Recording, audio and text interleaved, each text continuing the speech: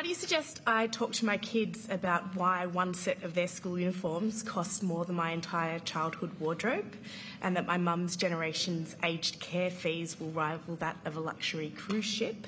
And if I be lucky enough to find a box of eggs, why I may not be able to afford them? Is this just the vibe, or is there a plan to fix it?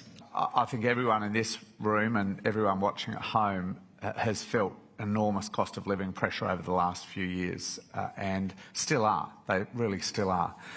We're starting to see inflation come down, which is a good thing. It's down now into the 2 to 3 band. But, you know, there are areas, like Hollie was talking about, with general insurance that are still hitting households pretty hard. So by no means are we out of the woods, but I think Jim Chalmers has said the worst is behind us, we think.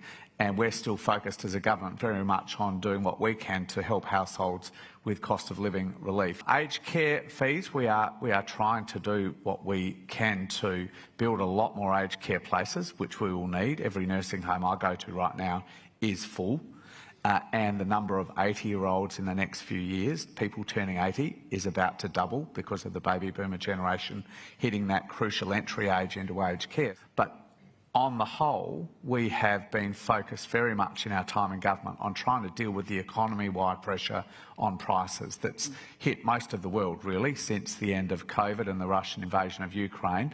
We've tried to do that in a responsible way that was matched with budget management. It's delivered 2 budget surpluses, but we know people are still really hurting in households, and there's still a lot of pressure for us to focus on. We know we have to do more. I think the 3 biggest issues in this election campaign are going to be cost of living, cost of living, cost of living, and then if there's time, more cost of living. There is simply nothing else that people are more worried about. And while it's great that inflation is going down, and this is a problem that the government has largely inherited and there are economic forces beyond its control, a lot to do with very, very bad decisions made during COVID, having said that. But just because prices are not going up as much as they were doesn't mean that...